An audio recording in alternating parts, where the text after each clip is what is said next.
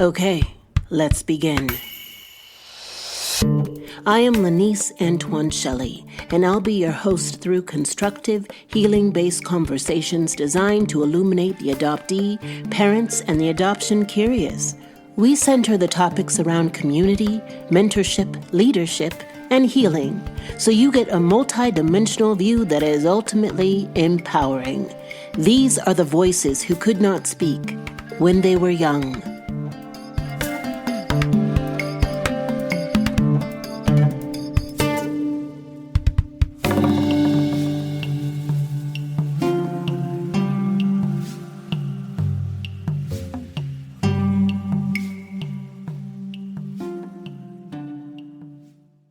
Hey y'all, if you've seen me on Instagram, I'm in my summer glow phase and I am unapologetic about it. My hair is luscious. Fun fact, I didn't start properly treating and doing my own hair until I was a grown adult because like many Black adoptees, no one showed me how to do my own hair. And because I love you all so much, I'm going to share with you my hair secret. I'm always on the lookout for things you'd love and things that will enhance your well-being inside and out. We Unique Cosmetics sent me their Moisture Lock pomade and scalp and hair therapy oil from their Metamorphosis line, and it's so decadent, light, and nourishing, fam. This has become a hair routine staple. It has a soft lemongrass scent that people comment on when I walk by or when they're doing my hair because now I have boho locks.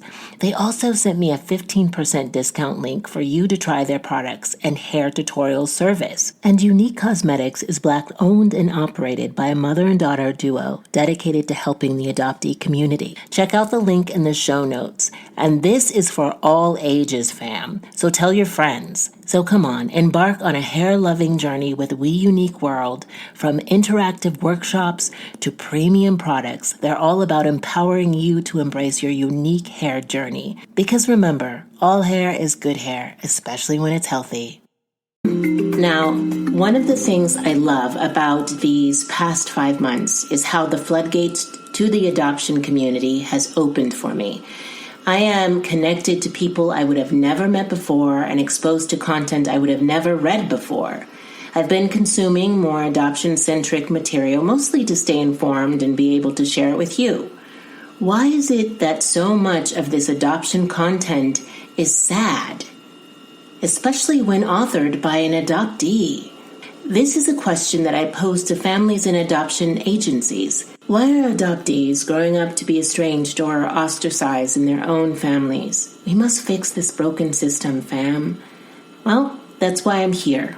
I'm here to support you as we attempt to go into these uncharted areas, but it will require a sufficient amount of time and courage. We're keeping up with the current atmosphere of the world with today's conversation. A well-known Republican anti-abortion activist named Abby Johnson posted on YouTube stating that it is understandable that her Black son be racially profiled as he is destined to grow up to be an intimidating Black man. And her other 2 white sons should be treated differently because they are fated to look nerdy. This has the adoption and anti-racist community in an uproar. I learned a great deal from this illuminating conversation with my guest today. I'm sure you will too. I'm happy to say that I can add today's guest to my roster of Sisters in Solidarity. She is a late discovery adoptee, essayist, mother, blogger, activist, author, and podcast enthusiast. You can find her writing for HuffPost, Zora, Medium, and Motherly, just to name a few. Truly a force to be reckoned with. Please welcome Melissa Guida-Richards. I am so thrilled to be discussing with you just the current events in the adoption community. Mm-hmm. And I actually watched the video of Abby Johnson, and it broke my heart. It was cringeworthy stuff. Yeah. I went as far as reading other articles on the topic and what's happening. Just this spiral effect, the snowball effect of her comments and how it's affecting the world at large. So I am anxious to find out what your initial takes were on seeing the video, and how were you exposed to the video in the first place? Did you just happen upon it, or did you hear? I saw it. I think it was shared on like a Facebook page I follow over a month ago, because I saw it when like she first posted it within a couple of days when it was still on YouTube. And I read the article, and she had taken it down once already at that point, and she had talked to someone about it. She actually talked to a journalist about her views and kind of dug in her heels. And then she posted a follow-up video on her YouTube channel saying how she stands by what she said. And I don't know if that one has been re-released, because she made that private too.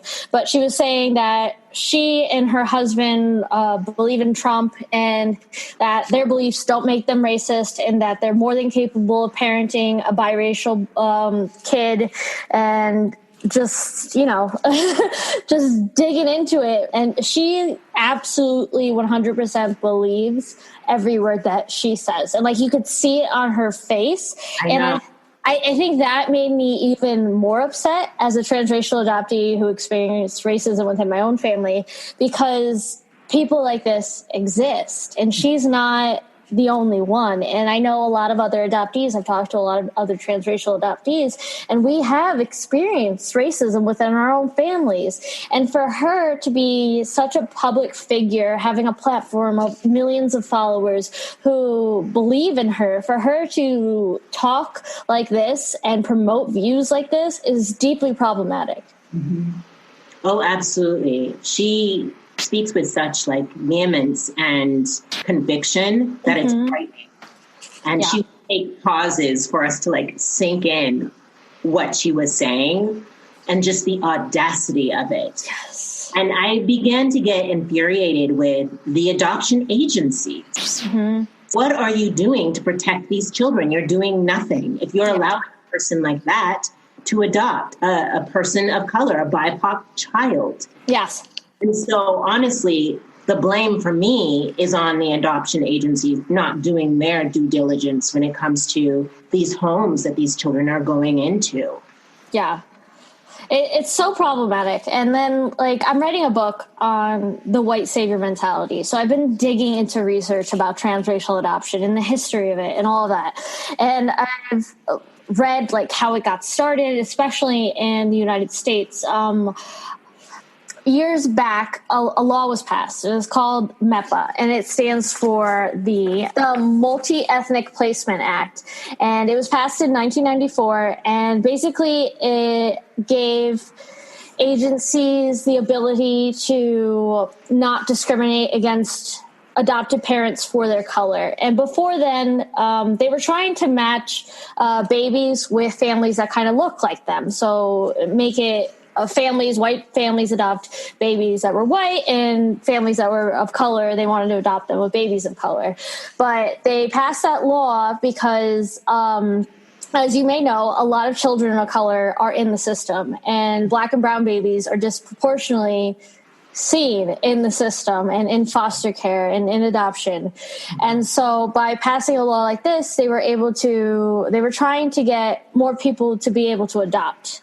And like, their intentions, I feel like, were pure, because they wanted to give kids homes, but they did not factor in the extra work that should be taken and the extra steps that adoptive families should work on to make a transracial adoptive home safe and healthy and prosperous. Mm-hmm. Because by taking on this colorblind mentality, it has been deeply problematic. And you see it all the time. And if you just look at statistics with adoptees, we're more likely to suffer from mental illness. We're 4 times more likely to attempt suicide.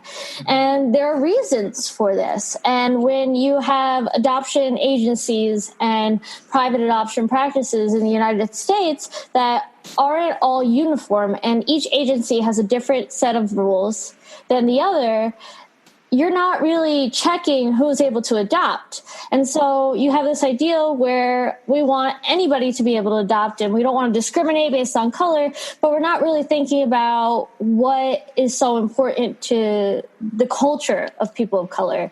And, you know, Black and Latino and Asian families, they usually have a lot of cultural traditions, language. It's so very rich.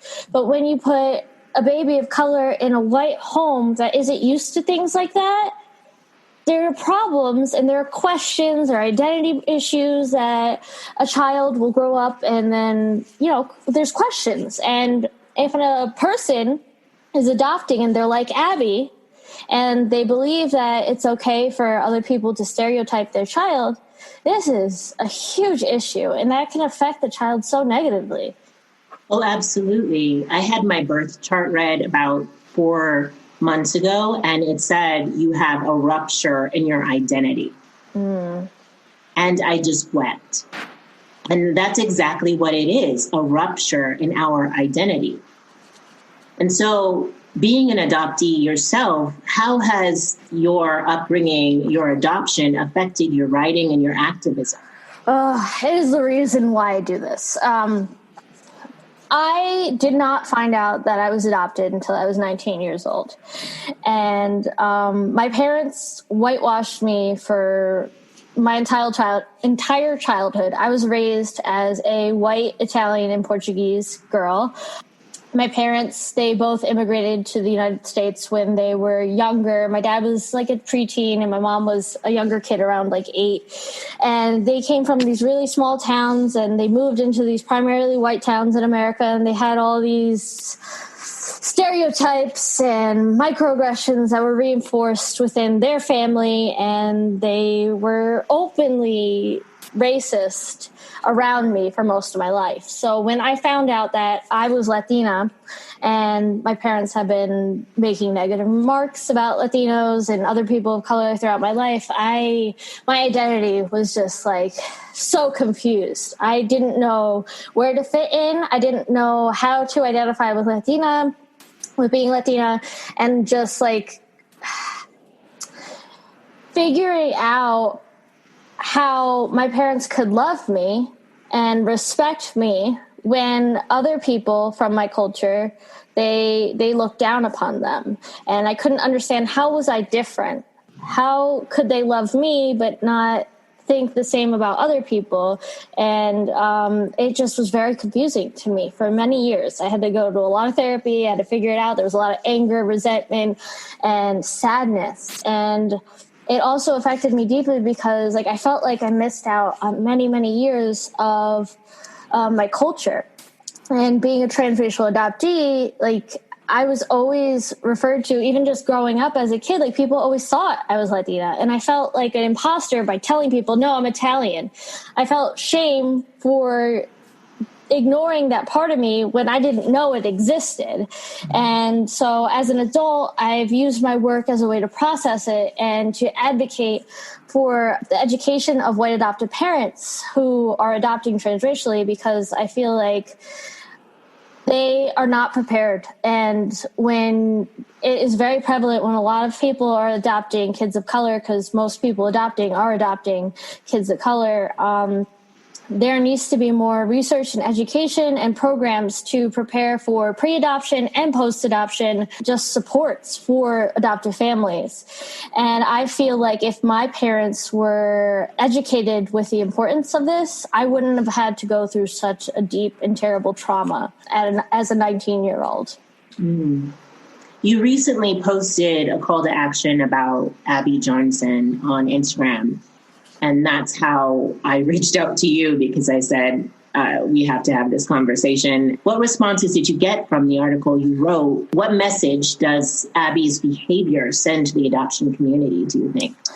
I've gotten a lot of support from other adoptees. I've gotten tons of support and people reaching out to me about their similar experiences as like experiencing microaggressions from their families, which is good to know that I'm not alone and that other adoptees are to know, but it's heartbreaking to hear that these are so prevalent in the adoption community. The only negative, I haven't gotten too many negative responses about it, but one comment in particular stood out to me was by a adoptive parent who said that they adopted because people of color aren't adopting enough, and that they were adopting because there's so many kids of color in the system and they wanted to help. And just comments like those are so defensive and problematic to me, because if you or anyone did any research into the system of adoption, you would see how it's built off of the systemic racism,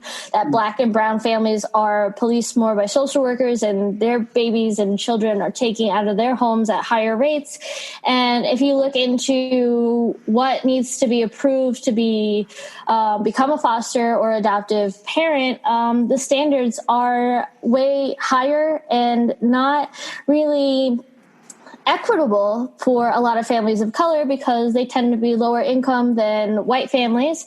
And a lot of people of color live in intergenerational homes. So when adoption agencies and foster agencies are looking for homes that have one room per child and per adult, like, it can make barriers to adopting. And then also, if you just look at especially Black families, a lot of Black people will adopt within their own family, but they're just not going through the system. Yeah. You know, it's just like, oh, my cousin needs me to watch her kid for a few years, and then that happens. There's support. There's a lot of communication and efforts to work together, and it's not approved necessarily by the government, and that's a flaw. Well, nor is it advertised, know, and which I appreciate, because a lot of adoption stems off of missionary work, stems off of the savior complex. Mm-hmm. Oh, I'm doing this for their community because their community hasn't stepped up. Yeah. What I'm doing, I'm going to post about it. I'm going to advertise that I'm a Good Samaritan, that I am one akin to Mother Teresa, humanitarian efforts. There's a lot of patting oneself on the back. Yes. And in communities of color, you're exactly right. This happens all the time. They foster a child. No one needs to talk about it. Mm-hmm. No one needs to point a finger to it. We just know that this child needs assistance or needs a home, and so they do it quietly. And that, to me, is true humanitarianism. Yes.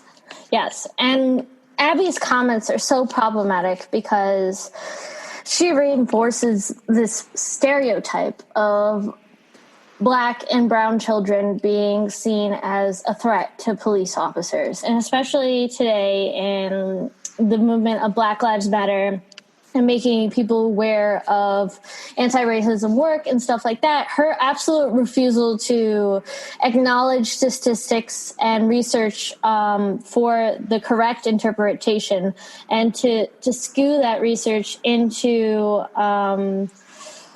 statements where she's trying to promote her beliefs that aren't based on fact, helps other adopted families or even just white families believe that it's okay to stereotype other minority children, and that's not okay.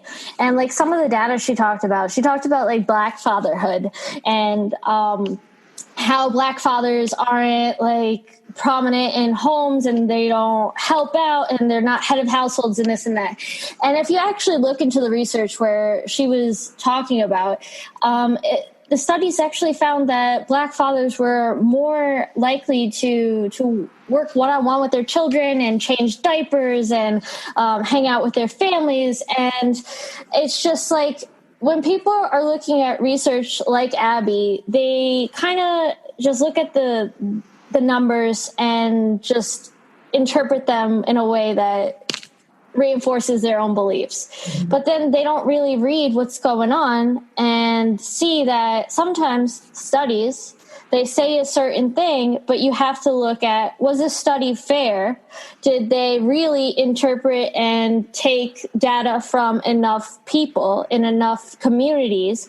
Or were they just polling in primarily white areas, primarily white? Who is doing the test? Exactly. And like, bias is real. Oh, absolutely. And you have to acknowledge that.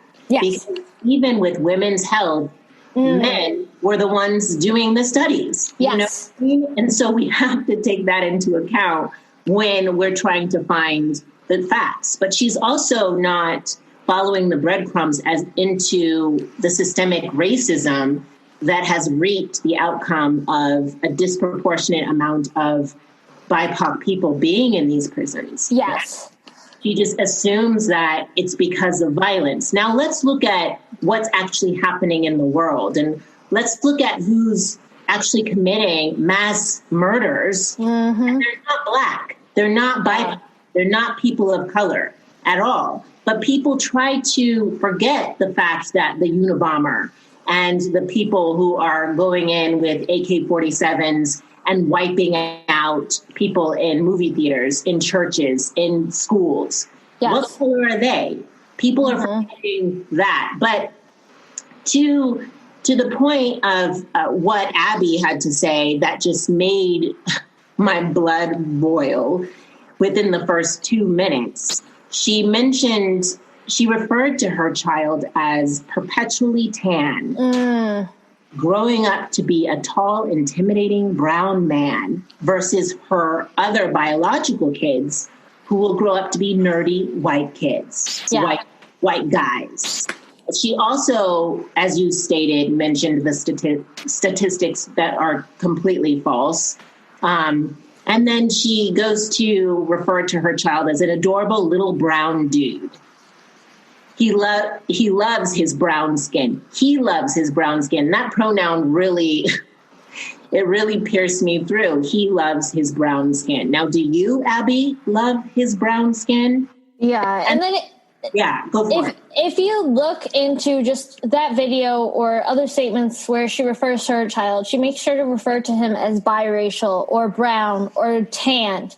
And she never refers to him as Black. And that's a problem when it comes to white adopted parents. And I just recently read a study where they were talking about, well, why are white people more likely to adopt a child that is multiracial? And the studies are finding out that, well, they feel that if a child is Black and white, they at least have some commonality. And it's easier to relate. And they think that, raising a child who is only half Black would be easier for them to raise. And I feel like it's problematic because they're focusing on the white side and then ignoring the Black side and then trying to whitewash their children. And it may not even be intentional, like a actual, those thoughts in my head, I'm going to whitewash my child. But what seems to be happening is that if you have grown up in a primarily white community and all your family is white and all your friends are white and you adopt your child into that type of community and don't expand your circle and expand the literature and the music and the books that you're reading, what's going to happen to that child? They're going to lose their access to their Black identity or their Hispanic identity, whatever they're mixed with, And that's a problem. Absolutely, because when they move into the world is going to remind them who they are. Mm-hmm.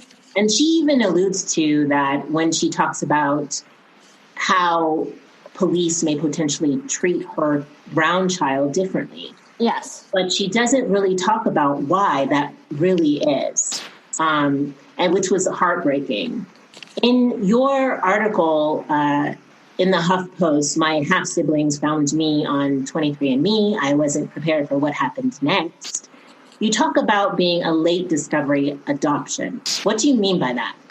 Like I mentioned earlier, it means that I did not find out that I was adopted until I was an adult. And most late discovery adoptees will find out at least 14 and older. I think that's the data that people have on it, is that usually they don't find out that they were adopted until they were older. And luckily, this is an issue that isn't as big as it used to be. Back in the 1970s, it was really common for families not to tell children that they were adopted. And for my family, they happened to keep that a secret. And my mother told me that she didn't want me to feel different and didn't want the family to treat me or my brother differently. And that was her reasoning for keeping it a secret and assimilating us into their culture.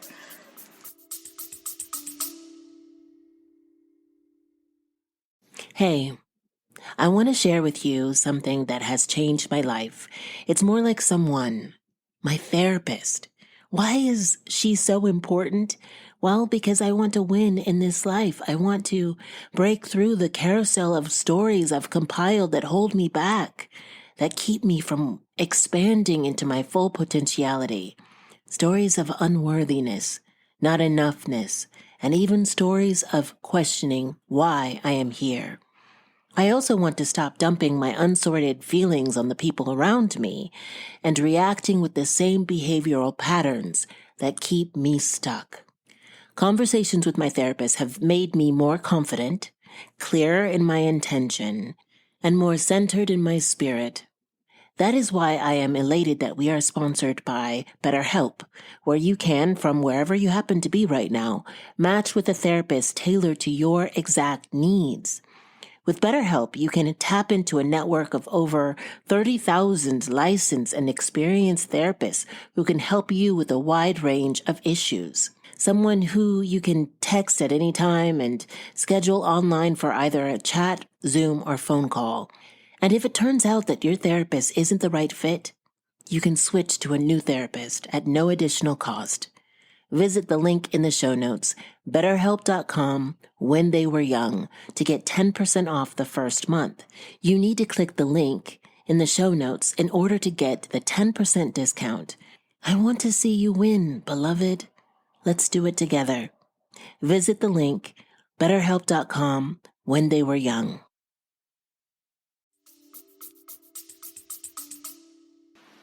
Outside of just cultural differences, you passed as a biological child, yes? Yes, mostly. Yeah. We had a lot of family that were darker skinned in the expanded family. And then I had some cousins that were actually half Colombian. And so just growing up, I didn't really think too much of it until I was older. And started getting even more tan, and then I would just ask my parents and they would just come up with excuses. But I lived a very sheltered life, and my birth certificate said my parents' names, and everybody in my family would agree with my parents. So it was kind of like, at times I felt like I was going crazy a little bit for feeling different, and other people would think and refer to me as Latina. I'd be like, no, I'm not. I don't know why you think that. And so. Well, that's one of the biggest disparities between someone such as myself who grew up with white parents, and knowing that I was adopted, because there was no other way to explain it. Yeah. And finding out later in life, just the devastation of that, the just shock that you go through as an adoptee. So how was that? How was the conversation? How did that unfold for you? There was a lot of anger. There was a lot of anger and disappointment, and I think the biggest feelings I had were like feeling like my life was a lie. I felt like I had lived 19 years of my life saying that I was this person, being proud of being Italian, being proud of having all these traditions and learning Italian and speaking that with my family. And then finding out that my parents had instilled such a pride in where I came from, and then finding out that I didn't even come from there, it felt very disrespectful to me that their culture was put on such a pedestal, but at the end of the day, mine didn't mean anything to them. And that left me very confused. I didn't understand where I came from and where I was born, where a mother who carried me for 9 months and gave me up for adoption for my parents to raise me and have a child of their own didn't deserve that type of respect and honor that they could have attempted at the very least to integrate some culture, or at least the very knowledge that I had another family out there. And yeah. Were you born in Colombia? Yes, I was born in Colombia, and I was in an orphanage until I was about 5 months old. Yeah. Do you know what prompted them to adopt out of Colombia? Yes. It actually was because they bought their house, and the lawyer there, her sister or somebody had adopted recently from Colombia, and they had been having fertility issues over the past few years. And that's when they kind of looked into it. They contacted that lawyer that the real estate agent knew, and it kind of just snowballed from there. And they went to the orphanage and did all the application process, and everything kind of worked out. There was this great article that I read about Abby Johnson and just how important it is for those who are interracial, intercultural, and transracial adoptees to be exposed to those that look like themselves, model just how they should move through the world. Yes. In the article, it states, the inability of white parents to racially socialize Black children was outlined in the National Association of Black Social Workers, 1972 position statement on transracial adoptions. The importance of Black children's socialization and racial identity continues to be relevant today. The socialization process for every child begins at birth and includes his cultural heritage as an important segment of the process. In our society, the development needs of Black children are significantly different from those of white children. Black children are taught from an early age highly sophisticated coping techniques to deal with racist practices perpetuated by individuals and institutions. These coping techniques become successfully integrated into ego functions and can be incorporated only through the process of developing positive identification with significant Black others. And in this case, I think it pertains to you as well. Did you connect with other Colombians once you realized where your heritage came from? It's actually funny because from, I think, the age of around 13, other people kind of assumed, in school or even just going out shopping in the mall, that I was Latina. And so I ended up fitting in with the kids of color in my school, those who were primarily my friends. I had a lot of Black and Latina friends in school, and I just didn't connect with the friends my parents wanted me to, because they never experienced what I did. I was constantly picked on. People thought I spoke Spanish. I was teased. And I wasn't taught any of those coping mechanisms to deal with racism. And so my only defense was saying, I'm not Latina, I'm Italian, and just being confused. And I would talk to my parents about that, and they would just say, ignore people. Their opinion doesn't matter. And that did not prepare me enough. And so when I got older and I found out that I was adopted, it was just like a light bulb turned on in my head. And I'm like, oh, that explains all these experiences. That explains why I felt more comfortable with people who looked like me and who grew up and were raised by Black and other people of color in their households, and why I felt comfortable with their families, because they had that sense of community and understanding. And just, if you go to, one of my best friends as a kid was Latina, and her mom and her spoke Spanish, and then they just were just very warm and so proud of their culture. And they had that thing where like it just kind of clicked, and I'm just like, that's what I was supposed to have. And so I didn't have that, and finding out late in life, it definitely hit me really hard because I didn't have any way to protect myself and to a defense mechanism to go against the racism and microaggressions that I had experienced throughout my life and even as an adult. And it was just a very confusing and painful time. How is your adoption journey, influencing motherhood for you? It's in like my daily life. It definitely affects me like daily. From the moment I got pregnant, it was like this huge miracle because I experienced some infertility problems, and having a child was like this magical moment where I was finally able to see another person that looked like me in person, and have that biological connection was just magical.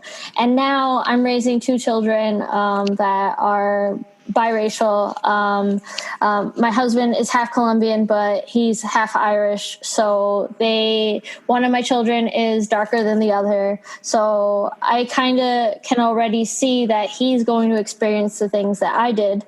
And then my other son is going to kind of be able to pass as white like my husband did. And I know that's going to affect them both as they grow up because they're going to experience different things. They're going to experience racism. Other people are going to stereotype them. And it's also complicated because I'm trying to learn my roots, my culture, and the language. And I want to make sure that my children are proud of where they come from and that they're not teased for not being Latino enough. And so it's like a tricky line where we're all kind of learning together, but it's like this intergenerational trauma where I know they're going to experience some tough things. And my husband never had to experience racism or microaggressions to himself. I did, but I wasn't prepared by my parents or anybody. So I want to make sure that I'm able to teach them and protect them and prepare them for the world. Yeah, absolutely. And how do you do that? By immersing yourself in community, in knowledge, researching all of those things that I see you doing. I'm sure your sons will be well educated, well prepared. I hope so. I'm trying my best. That's all we can do, right? Oh, absolutely. Absolutely. Well, where can people find you? You have so much content out there. This is a rabbit hole. It just keeps on going and going. And it's awesome. You're generating so much. And I Thank just you. want to be able to find your work on Instagram and the other social medias. Where can they find you? Yes, you can just search for Adoptee Thoughts on Instagram and Twitter. And then I'm also at Guida-Richards, my last name. It's spelled Guida Richards. That should pop me up. Or my website is adopteethoughts.com for my podcast, and Guida-Richards for my website that has all my essays, other interviews I've done, and information on my books and my upcoming book as well. Okay. That's so exciting. Yes, I'm super pumped for it and excited to get that out in the world. My book will be out in fall 2021, and we will be discussing transracial adoption, toxic positivity in adoption. And it's basically the white fragility for adopted parents, white adopted parents. Wonderful. I can't wait for your copy. And then you'll have to come back on here. Yes, I would love to. I would love to, definitely. Okay, and you know this question is coming. So where in your life can you apply courage? I think it's just like every day and in every post that I do and every essay that I write. By incorporating my personal story, I think it takes a lot of courage as an adoptee, as a person, as a woman to share the trauma, the pain, the sadness, and also the positives too, like the growth that I've had as a person, as a woman, as an adoptee, as a woman of color, with the world. And every time I speak on my podcast or another person's podcast or every post that I write, I make sure to write from my heart, because I feel like that's the only way the adoption community is going to really learn, is if we share our stories with each other and we learn from each other's experiences.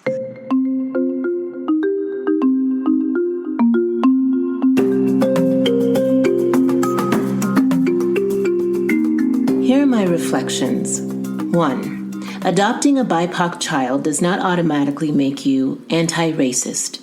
Acknowledging the history that oppressed, brutalized, and continues to indict people of color will put you on the path to allyship. 2. Your child will be treated differently because of their skin color. It is a fact. There is no amount of conditioning that will change that. So the best way to combat this is to actively become anti-racist.